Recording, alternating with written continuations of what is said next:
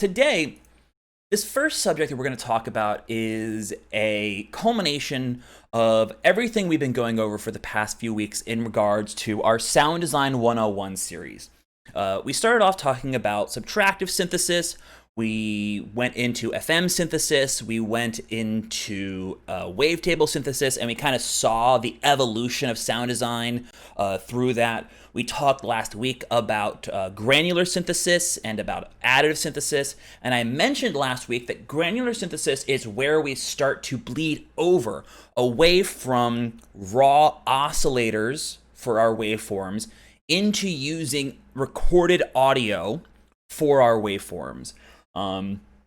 And so this week is hopefully going to introduce you to all of the different ways that you can start to apply samples as a sound design source in your production. So to start, let's think a little bit about the differences between synthesis-based sound design and sample-based sound design.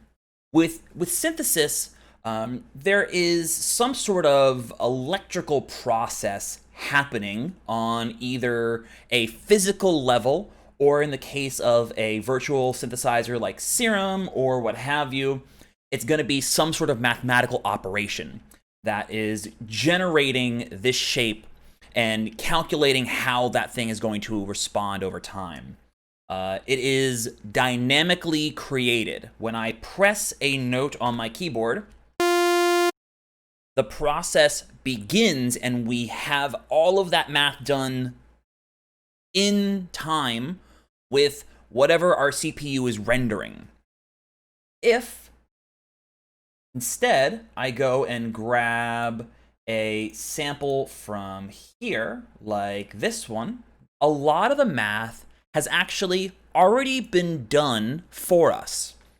We have this discrete segment of information that as we zoom in, we'll see these lines slowly transform into these little dots, which we call samples. And so what happens in terms of the calculation is much lower in terms of CPU usage. Instead of having to calculate all of these individual points as the synthesizer is generating the tone, we're actually just able to play back that information. So to start, let's look at some ways you can use samples as sound design sources. This is kind of similar to what I showed off in wavetable synthesis and what I showed off in the granular synthesis process, but one of my favorite ways of using samples as a sound source is to narrow in towards a single wave cycle.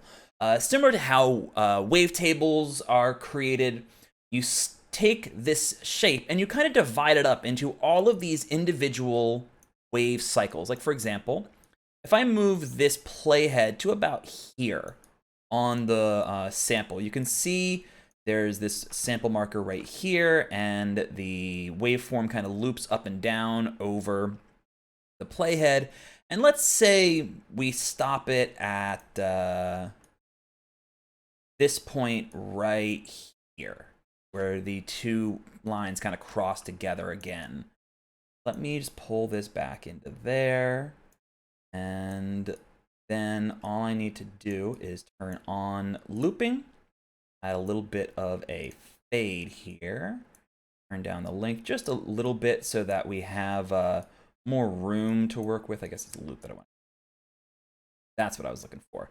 And as you can see, it's now fading in and out. And if I press just a key on my keyboard,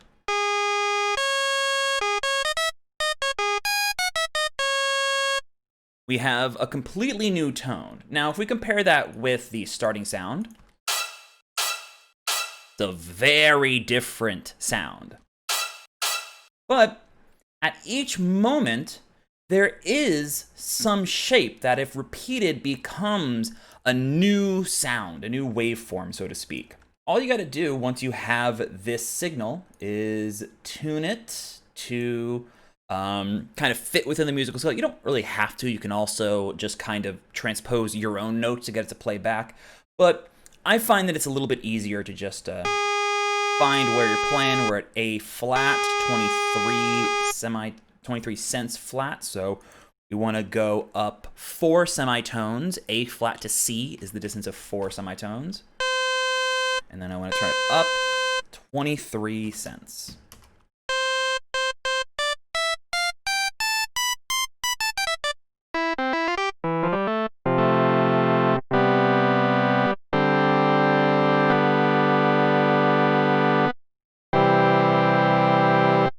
Consider this kind of stage 1 of repurposing a sample, because any sample will have this potential.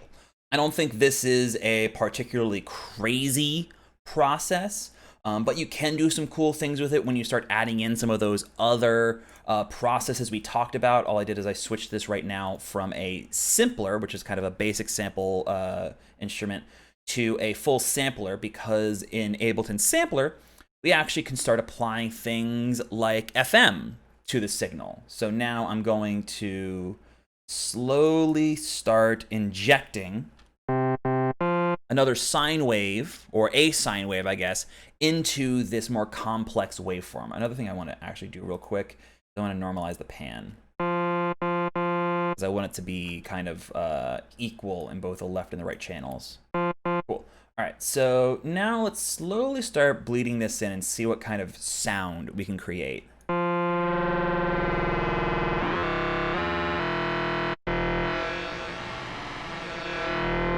We're getting some kind of weird aliasing the further we go with this. So I'm going to keep this kind of light,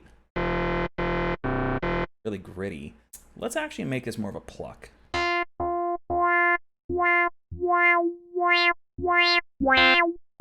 Let's do something like that, where we have this little filter coming up. I'm gonna add the attack a little bit, slowly start increasing this.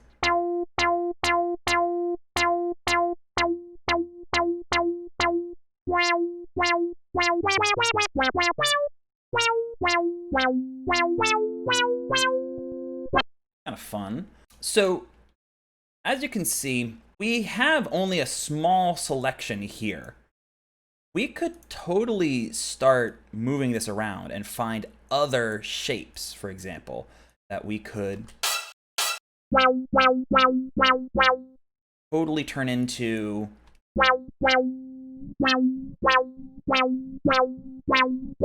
slightly different timbres. If I turn off the filter, it'll be a bit more obvious. And the shorter your loop, it'll change the not only the timbre, but also the key. So, for example, you want to make the loop a little bit more tight. But you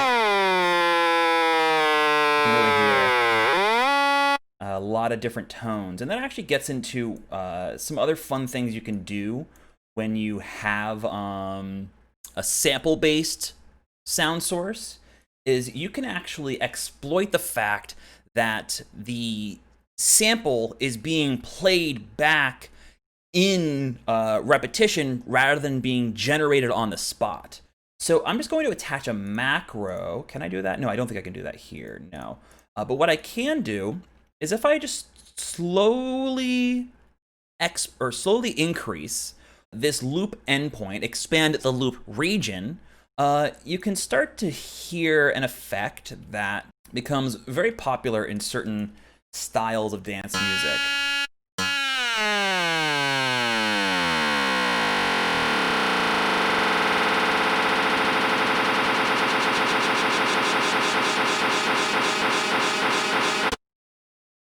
It's like that exponential decay effect that you hear in a lot of like modern glitch, IDM, stuff like that. And you can't really get that with a synthesizer. Like, could anyone try and explain for me like the best way to create that exact sound using a synthesizer? Not just the pitch envelope, because you can hear that there's this slow pitch decrease to a certain point. How's it going, Benzie? But there's also a change in the envelope of the amplitude because of the nature of this sound source.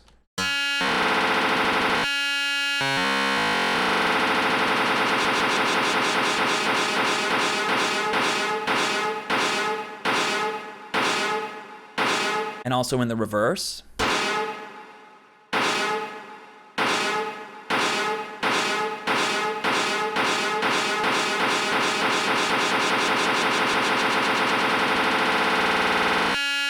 This is actually a really good way to move into some of the other parts of sample-based sound design, right?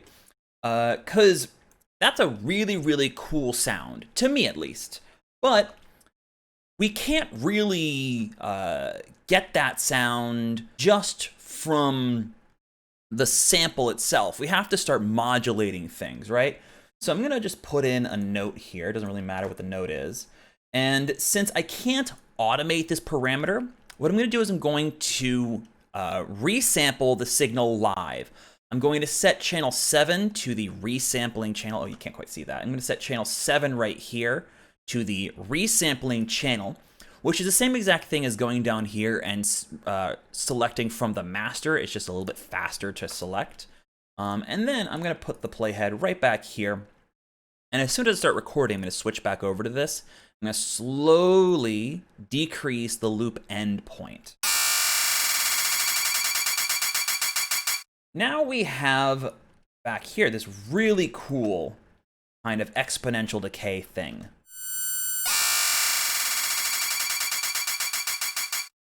And in most cases, I actually find that this is better to work with than this.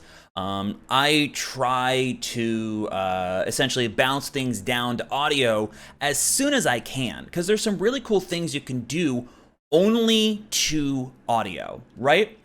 So one example would be to start playing with the pitch of the actual sample and seeing what kind of artifacts you can get. I'm going to turn off warping at first.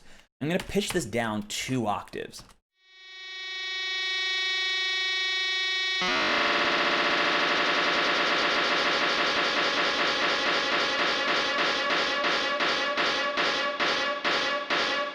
You hear that at the end? There's now this like pitch rise that we couldn't really hear on this starting sample. There wasn't really enough time, I should say, for us to notice that. But now that it's lower, we can start to pick out other sounds within the sound we currently have. Is there any difference between using the resampling input or just routing the track? Yes. That's a great question, Mr. B. That's a great question. So, in most cases, using the resampling track is fine, but I want you to take a look at my master. Right now, I have a limiter on my master channel. It's not doing anything. If I open up Pro L, you'll see that it's not actually doing any gain increase.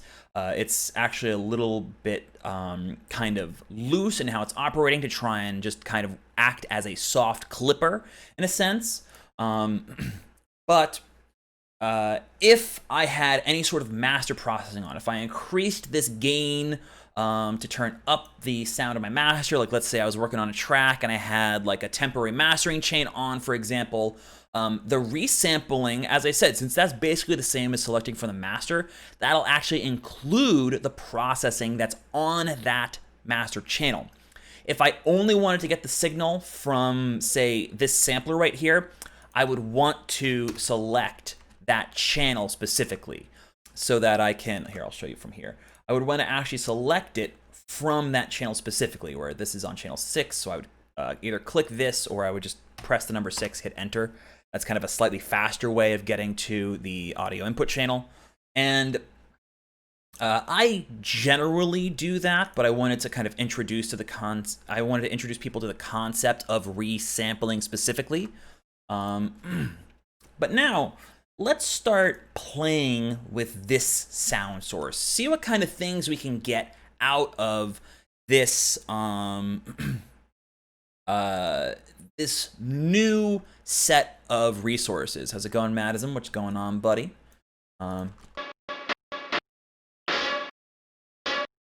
So if I zoom in on basically this one hit for now, that's the only thing that I really care about in this moment. It's just this one little hit. I'm just gonna get this there, perfect. It sounds like there's two different sounds at this moment.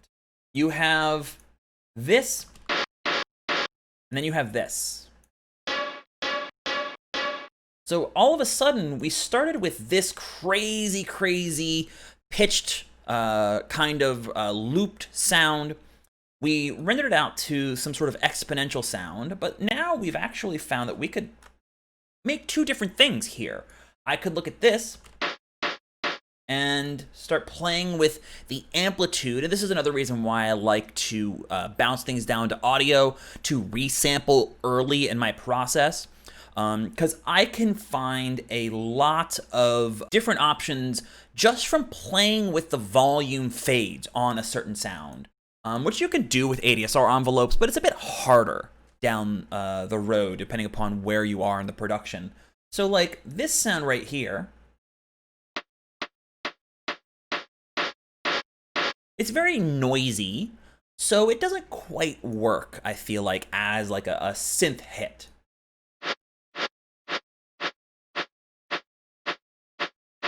But that, if I take that signal right there, and we just, you know, slowly start repeating it, start playing with the volume of it, maybe even repitch one of these. I'll pitch this up maybe 2, and copy this over here.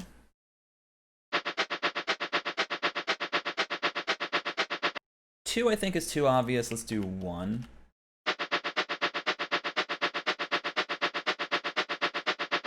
You get this really nice textural, almost shaker rhythm that is much more unique, I would say, than an actual like egg shaker or a maraca or what have you.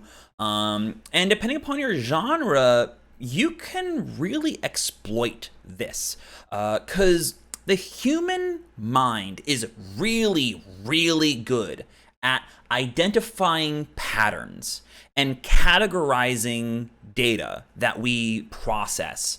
I'm trying to be a bit broad with this rather than just kind of referring to, you know, like hearing things and patterns in music and stuff like that. This also extends to other things in the world, basically. Like there's this concept of apophenia. Apophenia is the human mind's ability to see patterns in random noise. So if I look at this, this is not a face.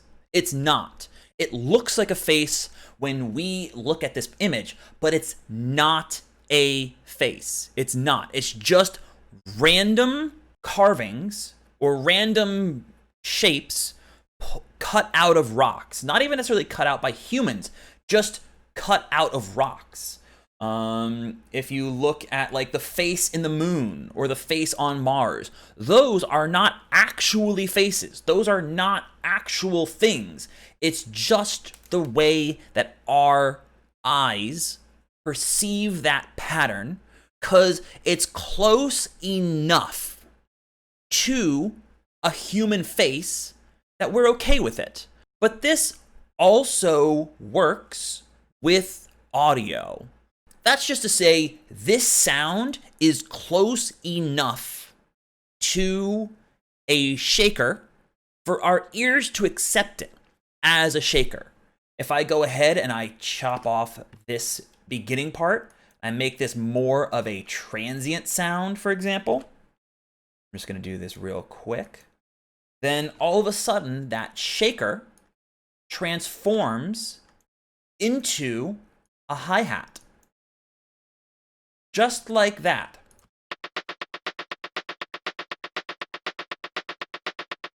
Just by exploiting our ears inability to discern between actual patterns and random noise. So looking at sounds, not in terms of what they are, but in terms of what they could be, is, for me, the real essence of sound design in a broad scope, and especially true for sound design with samples. Like, as an example, let me go to the danger zone here. Maybe not the danger. So let's go here, and let's just grab some animal sound, like this bull roar. If I look at the information on this file, you'll see a couple bits of information. The key thing I want you to keep an eye on is this right here, the sample rate, because that will be a hugely important factor in terms of what we're about to do, which goes back to all these little dots I mentioned right at the start. Each one of these is a sample, and we're gonna get into a little bit of math right here. I hope y'all are ready to talk about calculus. If you don't know calculus, it's okay. You don't need to know about calculus for this. You don't need to know about calculus. This might actually teach you calculus in a little bit of a weird way. But let's say I have a circle. Let's say I wanted to map this circle onto a horizontal line. So if I wanted to try and take this and map it to this line, what I'd probably do is I'd pick some point that's going to be our loop, like that. And this line right here corresponds to this line. So what you'd end up with is something kind of like this, where this is the top half, and then we have to keep going around, right? We have to keep going around the circle to get back to this middle line. So now we'd go down. We come back up. Now that might look a bit similar, a bit familiar for most of us who work with audio. This is just a continuous shape called a sinusoidal wave or a sine wave. This is a continuous region. This is always sloping. It's always changing. If we wanted to measure this, we couldn't try and use the actual continuous motion. We'd have to try and make it into some finite range.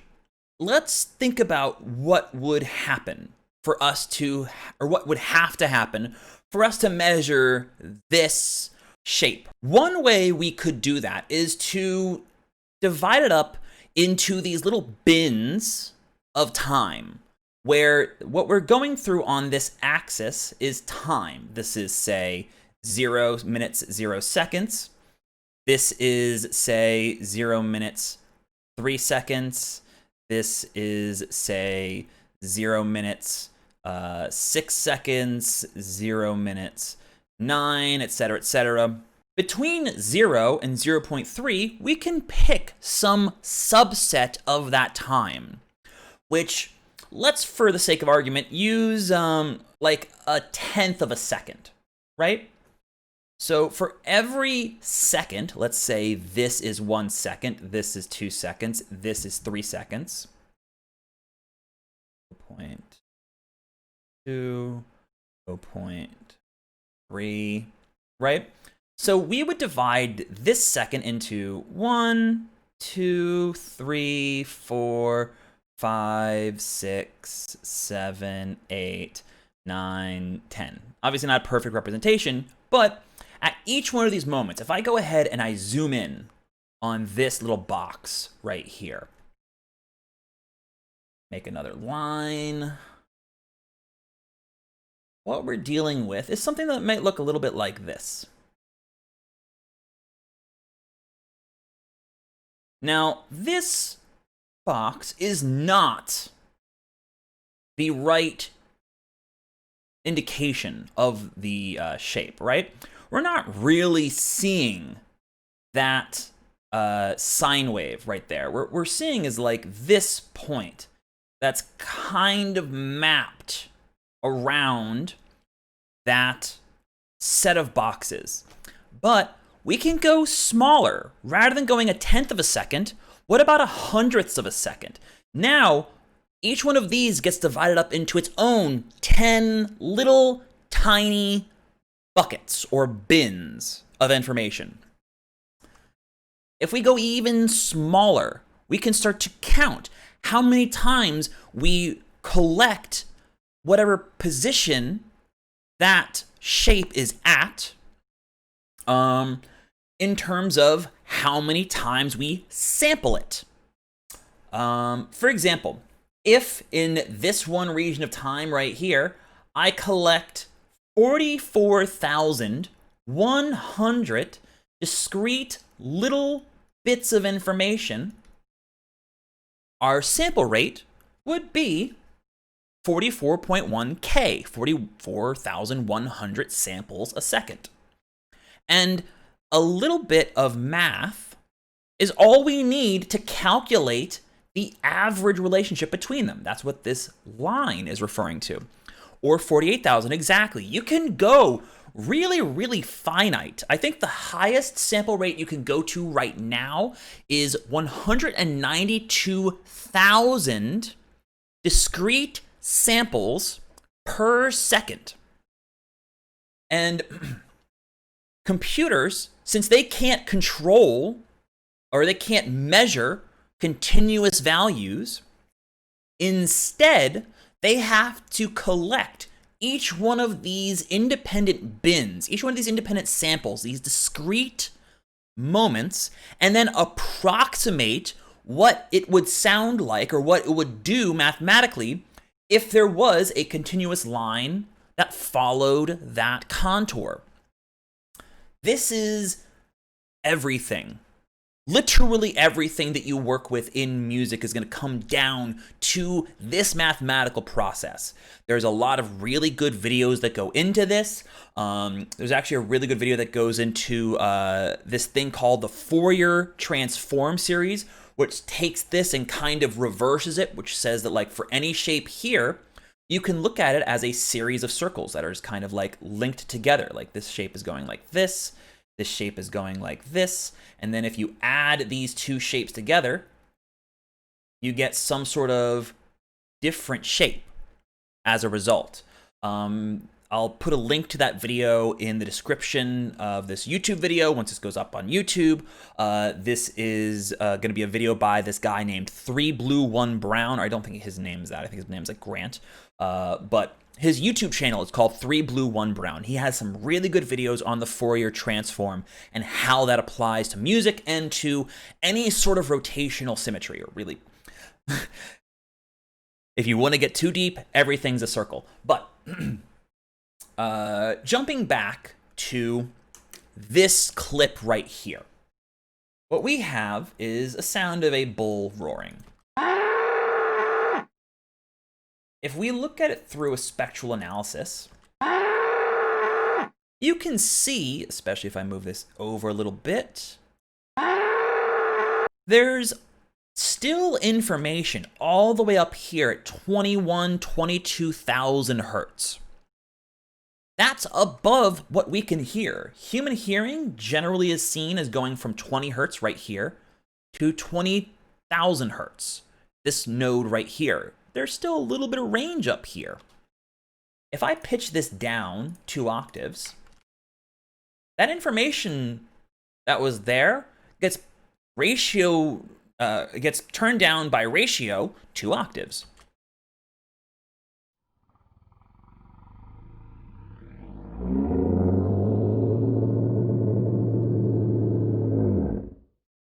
All that information that was scrunched up right here is now all spread out across this, looks like it's almost like a 5,000, 6,000 hertz range. It's pretty impressive to see what happens when things get scaled. But unfortunately, as I mentioned before, part of the reason why this sounds so muffled is that the recording was done in 44,100 discrete samples every second. Because of this thing called the Nyquist theorem, you must sample at twice the rate of a given signal to be able to reproduce that accurately in a digital realm like this. So a lot of sound designers who work with audio samples tend to prefer recorded samples that go a little bit higher. At the very least, 48,000 samples a second is good, but a lot of sound designers, especially Foley artists, which we're about to get into, they like to record at 96,000 or 192,000 hertz or cycles per second for their sample rate, because there's still all this information that's being captured. And when you turn it down 2, 3, 4 octaves, you still have the clarity of all this stuff being brought down. Because, like, let's think about a cat, right? This sound right here. Notice how there's these spikes near 14, 15K.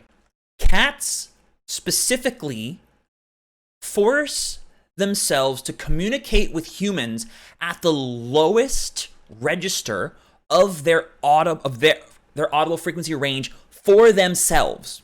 I want to be clear on that. Human hearing is not the only area in which sound waves are perceived. Other animals can hear lower than us. Other animals can hear higher than us. How's it going, Duck Attack? So if I pitch this down, say 2 octaves again,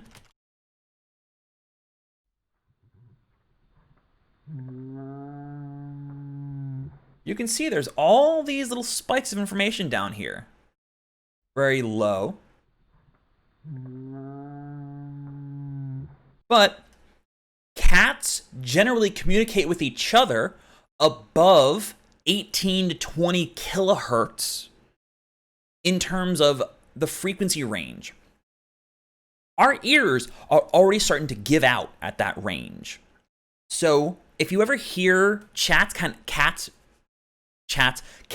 of chattering, there we go. Try saying that 5 times fast. Cats chattering. Really, they're making plenty of audible noise for themselves. But again, because we can't hear it, cats have learned, we gotta basically talk like we're a baritone or a bass to communicate with humans. So you can get a lot of additional texture. If you look at monster movies, a lot of times those monster sounds are made from layering pitched down versions of lions and bulls and wolves and like alligators and stuff like that. You have these people who come up with these big boom mics and they have like their fancy Tascam things and it's recording at this pristine 192K quality, and they just wait for the lion to get angry or the tiger to get angry. And they go back to their studio, they pitch it down, and all of a sudden you have Godzilla. So having an awareness of what sample rate you're working at can influence the sounds you work with. This is not just with samples, but also going back to synthesis. Like if you have Serum or any other synth, a lot of times they will allow you to work at a higher sample rate. Like I could set my internal sample rate to 192, and then all of a sudden, I can make sounds that go way over my audible frequency range and then pitch them down to hear those textures. So let's take a moment and jump back into other ways that you can use samples, right? So I mentioned Foley and Foley artistry, and even if you're making dance music, or you're making hip hop, or you're making really anything, you're allowed to use what we in that industry call Foley. It's slightly different from Foley artistry, which is a thing for TV shows and for movies, where you have a person that essentially overdubs audio of things like footsteps, like clothing, like weapons, like, blood and guts and shit like that. And they replace all the sounds that were not captured on set. for a movie. You can find lots of examples of this on YouTube. Just search like Foley artist documentary or Foley artistry, and you'll see people like crushing, like celery to get the sound of bones breaking. How's it going, Kappa? Sorry, I just saw your message. But over time, Foley started to shift, because you noticed, hopefully, that when I went over here to this, you can see we have all of these different sound effects libraries. And these are a variety of things that I got while I was in school that were meant to be used in the purpose I just mentioned.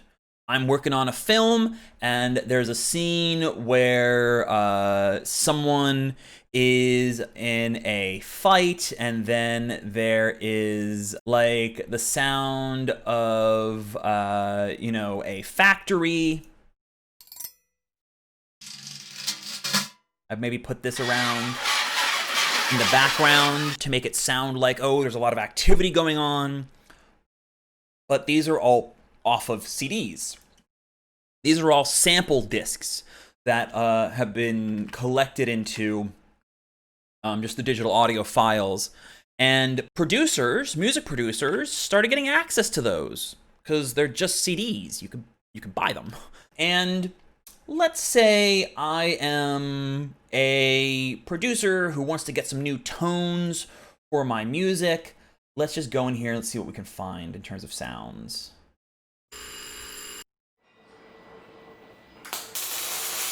Ooh, that was a cool thing right there. Let's take this, for example, just this sound. Then let's maybe add in just a kick sample. Work for now. And let's add a clap.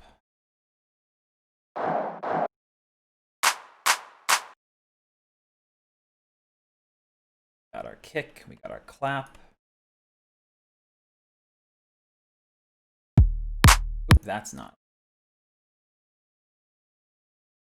This is also not. This going here. Get our nice little loop.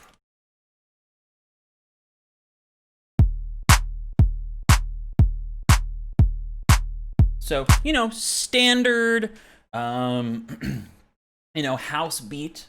But instead of grabbing a hi-hat, like a 909 or an 808 hi-hat sample, what if I take this sound? And like we did before, it's close enough to a hi-hat, right?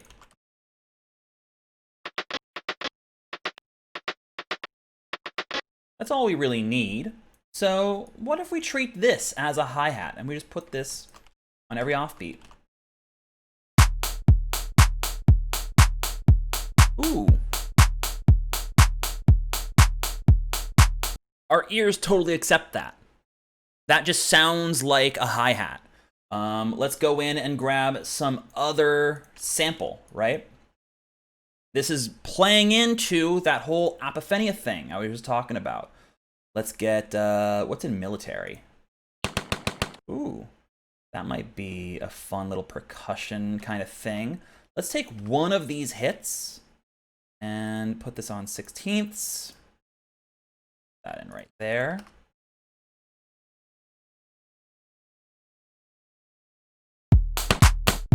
Ooh, there we go.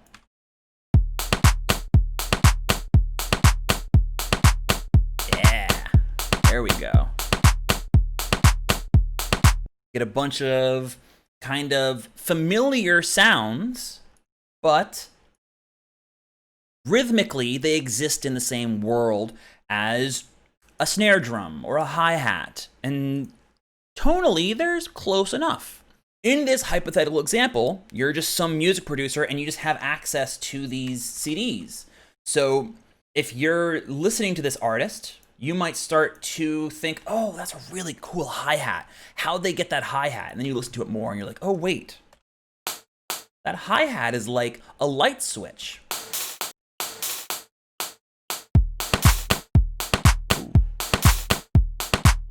And so people started looking for these. People started hunting for new textures in their music. I would say personally, one of the biggest inspirations for me in this is Burial. If you go listen to Burial's records, he uses a lot of non-traditional or foley-based samples for a lot of his texture and a lot of his instrumentation. Like he'll use the sounds of like bullet casings hitting the floor. I think like historically it's understood that he used a lot of Metal Gear Solid samples. And you can find lots of really cool sounds just by sampling video games.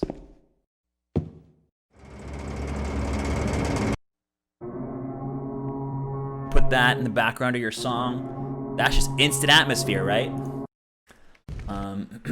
And you can't quite get that out of a sample, I feel like, because there's some interesting things as we start working with samples, right? Because again, all of these are at 44.1 kilohertz in terms of their sample rate. But like if we start playing around with this sample, we can see what happens with the frequency spectrum, right? So if I pitch this down too much,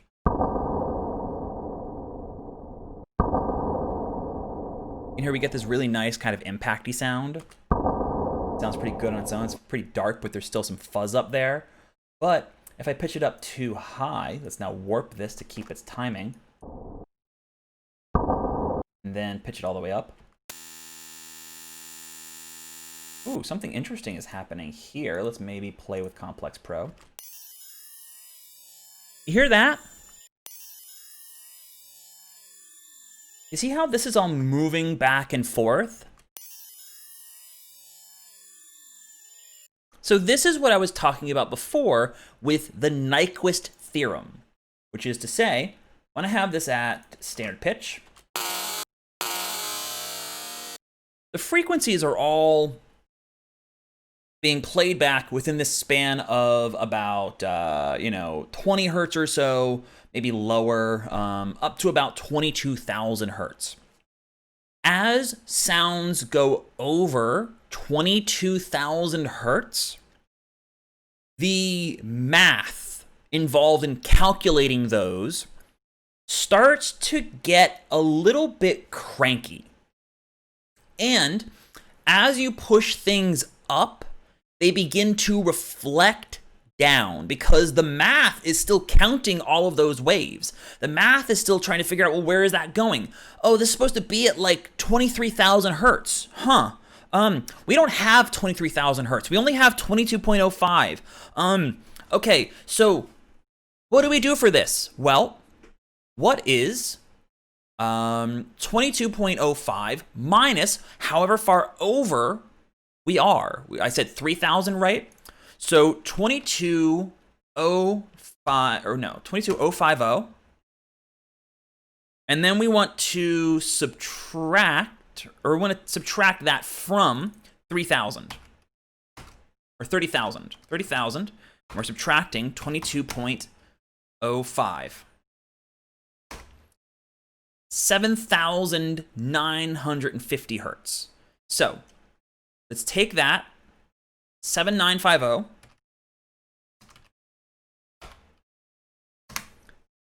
What we would get for a frequency that's playing at 3,000 hertz is a discrete signal at about 14,100 hertz. It reflects down. And I don't know if reflecting down always goes over. I think it's more up than down just because there isn't really a lower limit on kind of interpreting a wave. But there are some weird things that happen if you pitch things down too far. By pitching this up, we slowly start to add more frequencies over zero, or over the Nyquist.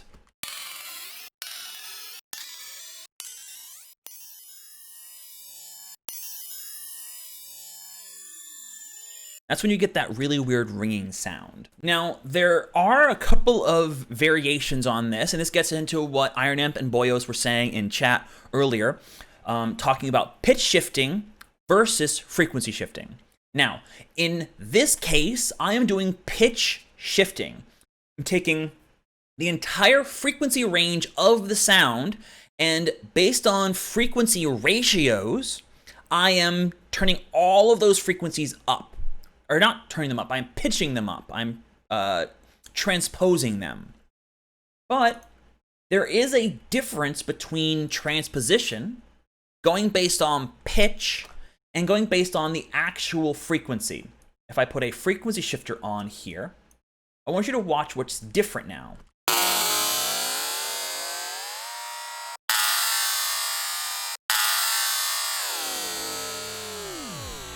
Notice these upper harmonics don't really change the way they did before.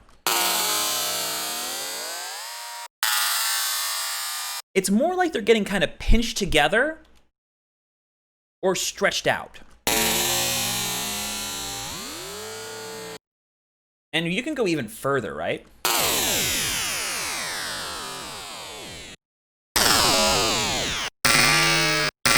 And that's what Boyos was talking about. If you pitch it down too far, you start to get these reflections up top. But if I push it up, you don't really get that same aliasing effect, right? Because we're not really pushing those harmonics over 22.05 kilohertz. What we're doing is we're compressing together all those frequencies, right?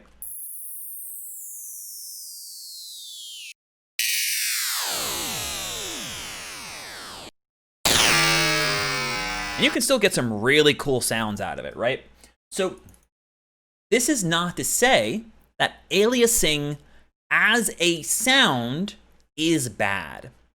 Aliasing is seen as bad because it is distortion of the signal. But right now, we're not worrying about preserving the original signal. We're sound designers. We're Foley artists. Fuck the original signal. The original signal does not matter. Go back to what I said before. When you're doing sound design, it's not a matter of what the sound is. It's a matter of what we could turn the sound into, what the human ear could perceive the sound as. So let's do some weird stuff with this. I'm actually going to do both. I'm going to pitch this up all the way. So we get all this aliasing, and then I'm going to pitch it down all the way with a frequency shifter. So all of those alias tones are getting stretched out and pulled apart. And now I'm going to do the most important part of a sample-based sound design workflow. I'm going to bounce this, and I'm going to resample this. Because the next thing I really want to talk about is the importance of resampling and iterative or destructive editing processes. So I'm going to do freeze and flatten on this just because it's a little bit faster than having to resample into a new track. But now I have this cool new sound, right? A little bit loud. Really cool sound. Now, what else can I do with this? Well, let's look at some other ways of manipulating audio. You saw I pitched it down to stretch it out, and then I used a warping mode inside of Ableton called Complex, which is something that attempts to preserve both the pitch and the formant of the sample through some weird algorithmic stuff. But especially in Ableton and in other DAWs, there are a lot of different resampling or warping algorithms designed to allow a sound to play in time with a tempo it might not have been recorded at. So the first thing I want to show off is texture mode inside of Ableton. This is going to kind of harken back to what we talked about last week with granular synthesis. As you can see, we actually have control over grain size. Texture mode takes the sound and it just splits it up into these tiny, tiny little grains and repeats those consistently based on how big this grain size is. The flux parameter is just a random deviation from that specific grain size. But watch what happens. I'm going to do it through modulation. I'm going to max out the grain size. I'm going to click on this button right here to turn on the envelopes. And then I'm just going to start the grain size all the way down here at 0. I'm going to slowly bring it back up to maximum. And I want you to listen to what happens.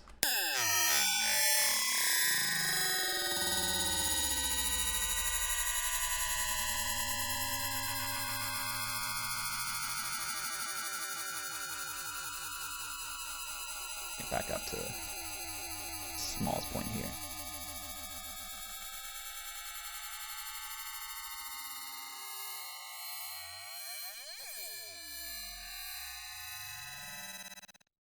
A lot of really cool moments in that.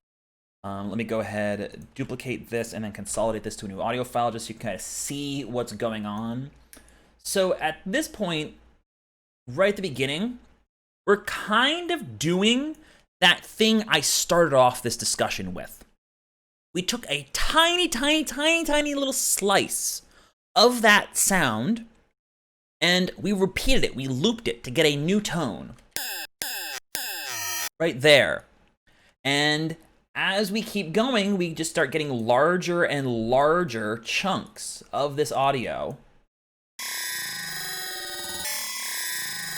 until you can kind of hear this repeated rhythm right here.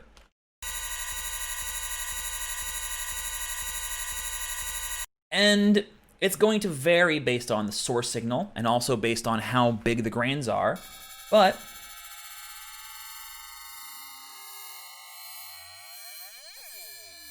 you can hear there's a lot of really cool moments and a lot of really cool kind of glitchy textures. And you could repeat this process, right?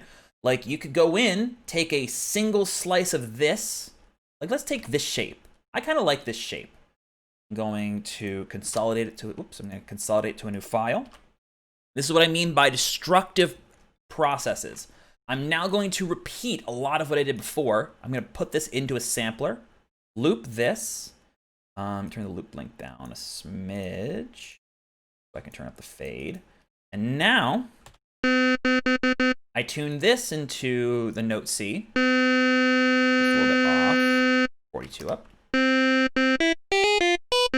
And I can create a whole new sound using this. Then bounce that to audio. Do more weird shit to that sound. And come up with textures and tones that I could not have necessarily thought of just by playing with Serum and trying to mess with these wavetables, trying to mess with the FM. Each step of this process, you're getting a little bit closer, you're getting a little bit different, you're getting a little bit weirder. For example, like now that we have this pitched in, let's play this at a very low octave and try and make a bass out of it, right?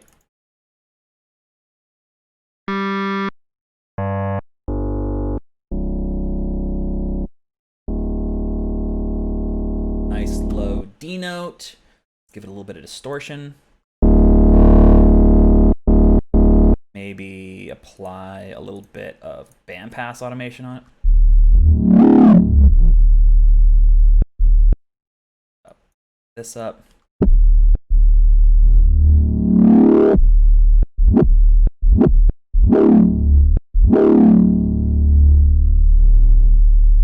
That's really nice, actually.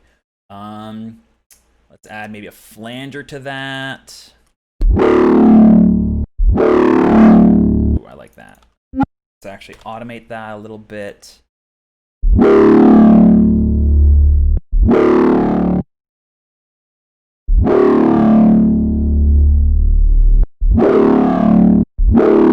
And see that.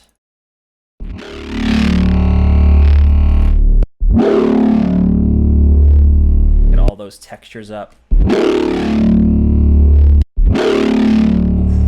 little bit of erosion at the end too, just to give it some fuzz. Yeah.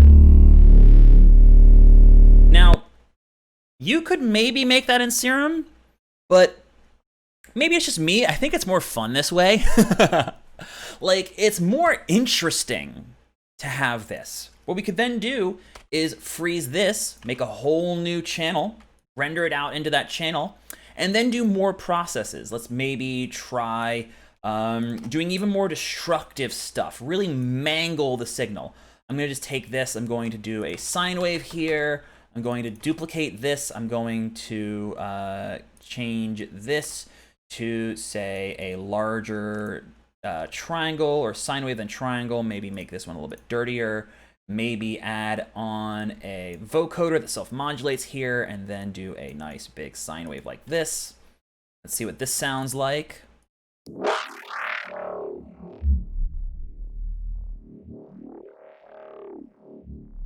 A little bit quiet now, so what we can do is add OTT to bring back all those harmonics again.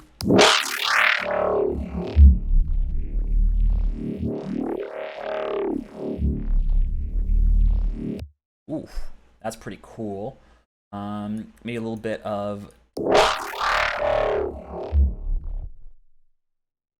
this right here.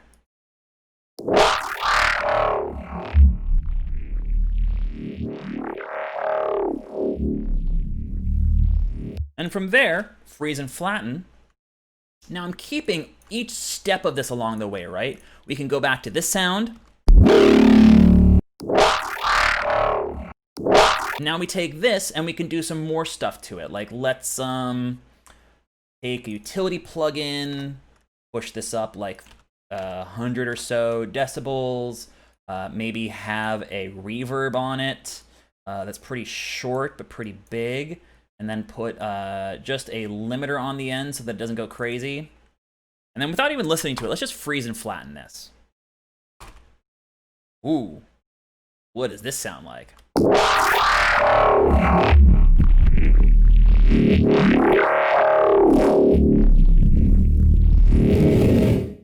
Ooh, that's a really cool ending sound right there. And there's a lot of really cool moments here. There's a lot of really cool moments like right here. That's really nice. So you can kind of see how something as simple as a slice of this starting sound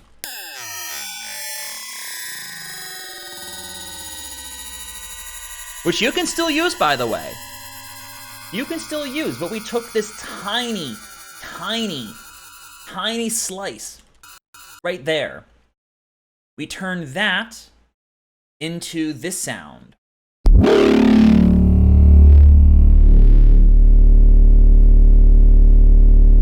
We turned that into this sound.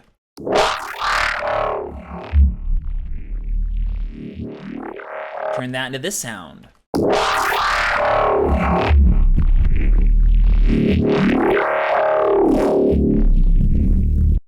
Trying to maintain what I would consider the integrity of your starting sample, it's kind of bullshit. It's kind of stupid, at least in my opinion. If you're the kind of person who you want to have masterful control over every single parameter as you do every single step of the sound design, more power to you. I think it's more fun this way. I think you get more engaging results, and I think you end up with a lower CPU burden because remember what I said at the very beginning? How much CPU would all of that stuff take if you tried to make that exact same sound inside of Serum? How much of a CPU hit would you end up with? Probably 10, 20% CPU usage. That's a lot. That's a lot for a single sound. Guess how much CPU this sound uses?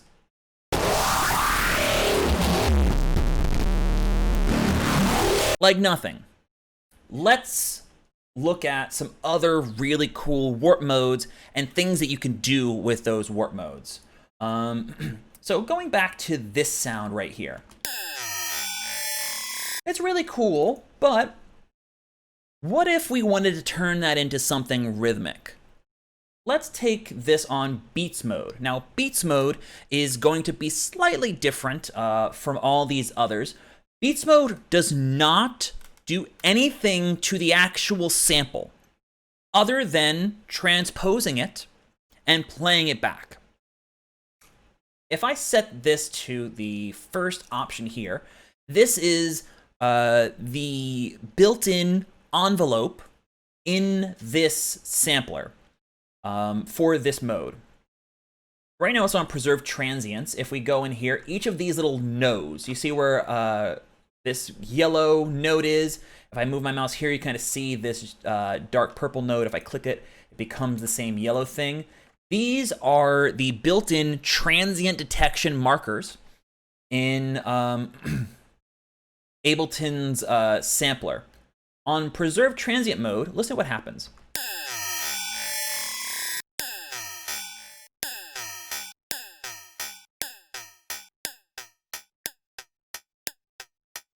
It only plays little tiny chunks every time you see one of those. And you can add in your own. Like right here, I'm gonna go ahead, I'm gonna add in kind of like,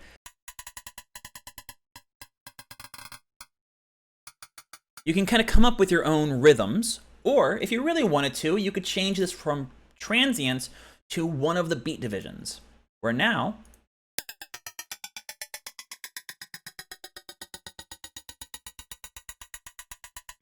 yeah, exactly what Boys was saying. It's these nice little drum loops and stuff like that. Really nice percussive things that you can play with.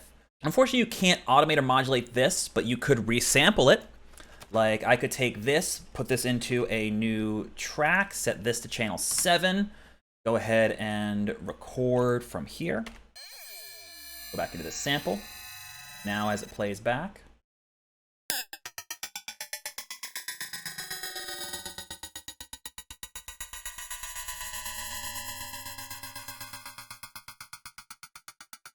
And now I have this really cool expanding and contracting rhythmic thing that's happening on repeated 16th notes.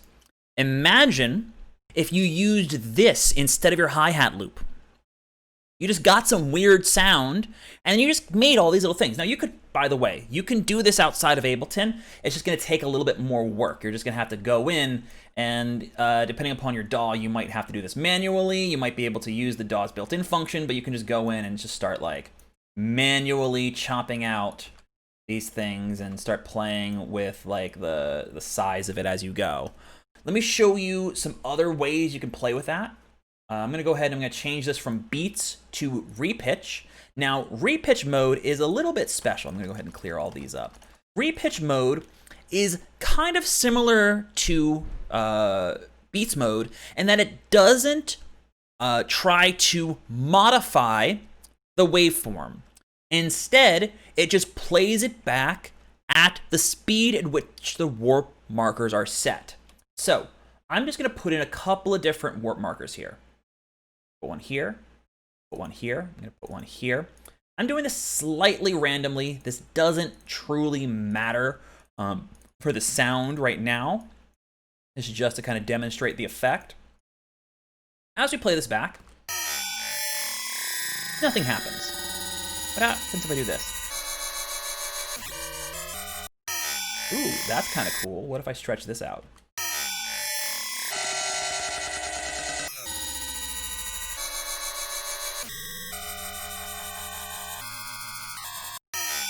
So as I play with this, each of these segments is getting its time calculated from however fast it'll play from here to here, and it just sets that to the quote-unquote pitch of the sample.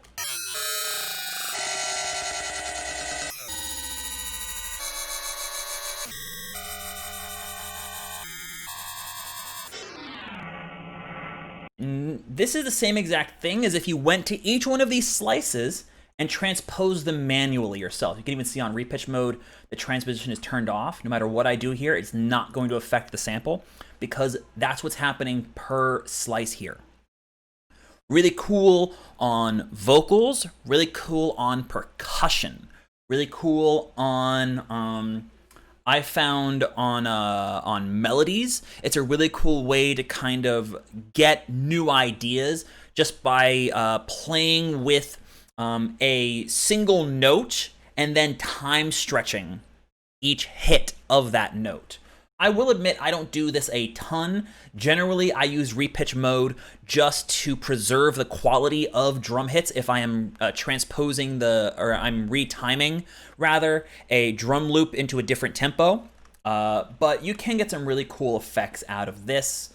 What else we got? We got a tones mode, which is just kind of like a weaker version of texture mode. And then we got Complex and Complex Pro. Complex Pro just allows you to control the parameters that are under the hood for Complex. And this is really good for, in my opinion, getting aliasing. This isn't to look at it in terms of what is good about this, when to use it, when not to use it. We're talking about sound design, right? So you want to abuse this process.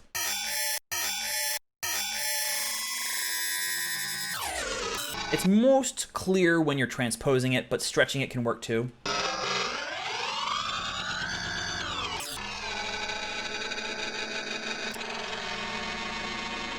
Gonna hear how it changes.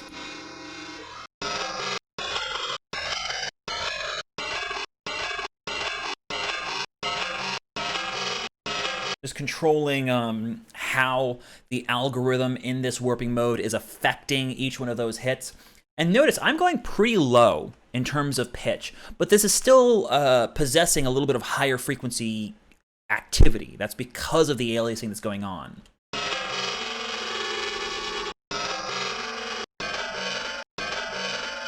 And you could, again, use more destructive processes to combine these together.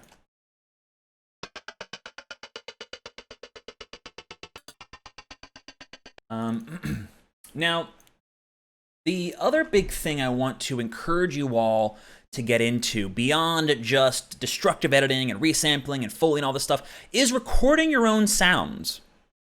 Getting your own audio samples and working with your own textures that you've hunted down gives your music a bit of a personal touch. I have this folder called Field Recordings. This has a bunch of different things that I've recorded with different audio devices. Like these three are right here are dedicated recorders. I think this one's like a little memo pocket thing that I use for a little bit. You can also sample the internet, which I'm sure you all do as is. All of these are recordings that I've made with this program called Audio Hijack. It's available on Mac. It allows you to basically capture audio from anywhere. I could set this to any program and it would just grab the audio from that. Good for kind of sampling your DAW without having to actually render out the output of your DAW. Like for example, if you notice that your CPU is getting kind of crazy and you're getting these really weird kind of buffering issues, if you think it sounds cool, maybe you could render out the output of your master channel on your computer rather than just on your DAW. And I have this kind of set up to just grab from my web browser, so that I can go in and just have all these random little recordings of things that I thought are cool from YouTube.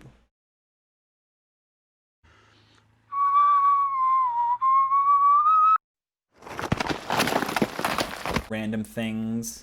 I remember sometimes it's songs, sometimes it's just audio clips. You demented cat! Why are you biting the microphone? You could do all the stuff we were just talking about with these samples. So I think that should cover pretty much everything that I think I could talk about in terms of sample-based sound design. It's important to consider that all of this stuff is recursive in some way. You can take a synthesizer, you can resample it, you can do a bunch of destructive processing to that, and then you can re-import that into a synthesizer to use as a tone. That's one of the benefits of a lot of this modern additive and wavetable-based processing is you can take a sound, you can destroy it, and then you can re-import it so you can get a clean version of that sound to modulate and mess with and go even further with. So the question really becomes, how far do you want to go down that destructive journey? And as long as you realize you can keep every step of the process, you can really go as far as you want. You can have fun with it. You can go crazy. You can really add like 10 or 20 different layers of processing, each iterated upon, and end up with something that no one's ever heard before. And the best part, if it's already in audio, you already got like no CPU to worry about. It's all completely flattened down. The math has been done already. It's just a matter of providing that sum, that final mathematical answer, rather than trying to calculate all that shit on the fly. Thank you so much for watching this. If you're watching this on YouTube, please be sure to like, comment, and subscribe. Do that little bell thing. I'd like to hear any of your favorite ways of using samples or recorded audio for your sound design, kind of these non-standard ways of approaching it. And with that, I guess I'll just say, follow me on Twitch. That's where we do these streams. Follow me on Twitter. That's where you can get updates for all my stuff. Maybe join the Discord. And that'll be where I cut the video.